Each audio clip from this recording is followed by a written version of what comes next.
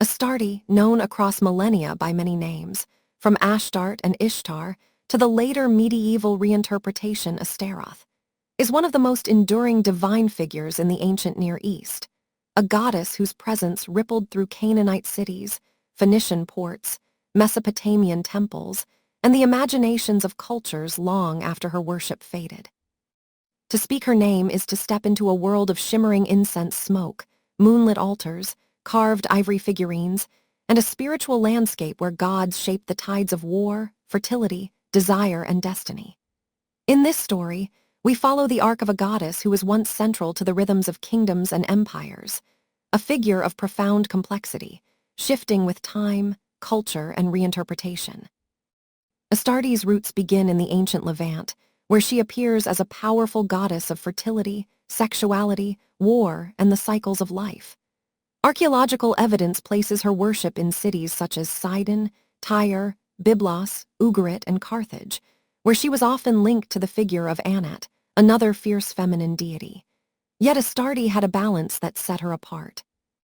While Anat embodied pure battle rage, Astarte combined the sensual and the martial, embodying both the power of creation and the strength of destruction.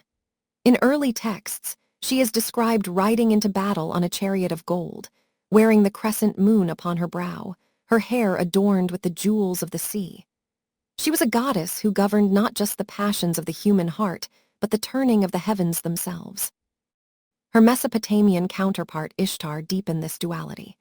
Ishtar's famous descent into the underworld echoes in Astarte's mythological shadows, stories of a goddess who moves between worlds, bridging the realms of the living and the dead, the earthly and the divine. In temples dedicated to her, priestesses performed rituals tied to celestial cycles, especially the movements of Venus, the morning and evening star with which she was strongly associated. Venus's shifting light, bright at dawn, soft at dusk, was seen as symbolic of Astarte's dual nature, bringer of life and harbinger of destiny. As trade routes expanded, Astarte's influence spread across the Mediterranean. The Phoenicians carried her imagery carved into ivory, gold, and terracotta as far as Cyprus, Malta, Sicily, and even Spain. To the Greeks, she became linked to Aphrodite, though the connection softened her wilder, more sacred warrior aspects. To the Egyptians, she was welcomed as a foreign goddess of war, sometimes paired with the lioness goddess Sekhmet. Her rites in Egypt included military symbolism, chariots carried into procession, and weapons laid upon altars. Each culture molded Astarte to their own worldview, but the core remained, a goddess of sovereignty, desire, protection, and cosmic potency. Over centuries, especially as monotheistic religions rose to dominance across the Near East, goddesses like Astarte found themselves gradually reinterpreted, not simply forgotten, but transformed.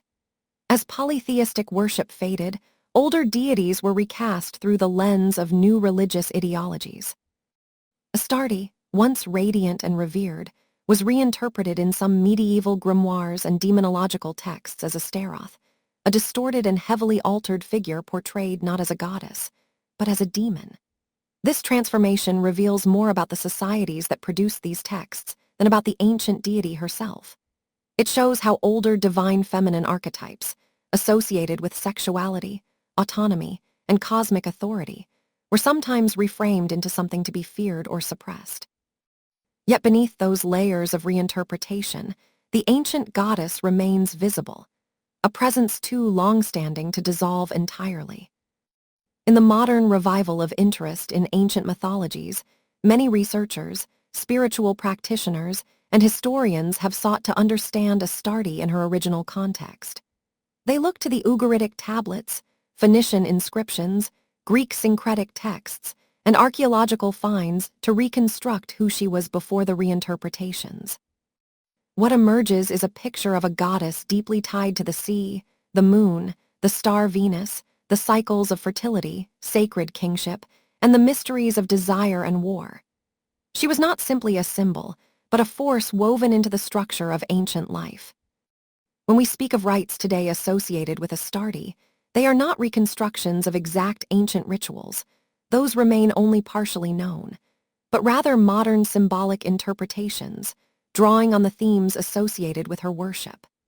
These symbolic practices emphasize reflection on her domains, the blending of strength and sensuality, the recognition of personal sovereignty, and the honoring of cyclical transformation. A symbolic rite might involve lighting a candle during the rising or setting of Venus, acknowledging the dual nature of the star, morning light and evening glow, and contemplating one's own internal dualities.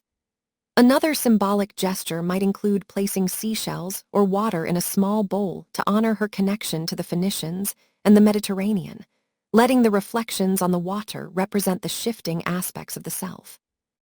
Offerings made in her symbolic honor might include incense such as frankincense or myrrh, resins that were transported across the same ancient trade routes through which her worship spread. Flowers, especially roses or pomegranates, can be used metaphorically to reflect her ties to fertility and the potent pulsing of life. None of these symbolic rites involve conjuration or summoning. Rather, they function as contemplative acts, ways to engage with the archetypal qualities she represents and meditate on the themes central to her mythology. When imagining Astarte in a meditative or creative context, one might visualize a figure standing upon the shore at twilight, the sky painted with violet and gold, the evening star gleaming above her. Around her, the sea breathes in slow, rhythmic waves like the pulse of the world itself. She holds both a lotus and a sword, symbols of her dual power, creation and protection, softness and strength. This visualization, though modern, captures the essence of how ancient peoples understood her, not as a being confined to one role, but as a goddess who embodied the totality of womanhood, sovereignty, and the interplay of earthly and cosmic forces.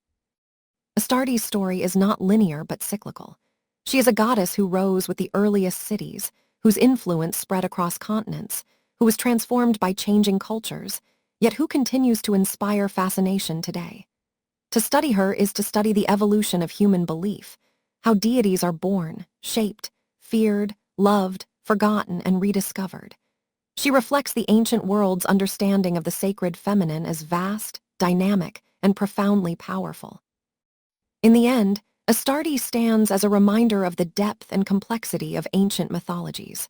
Her presence whispers through artifacts in museums, lines in old tablets, and the echoes of forgotten temples. And for those who explore her myth today, whether through history, spirituality, or symbolism, she remains what she has always been, a goddess of the star that rises and sets, a force of life cycles, and a figure of enduring mystery whose story still glimmers across the long arc of human memory. Thank you for watching. Subscribe to the channel and activate the notifications.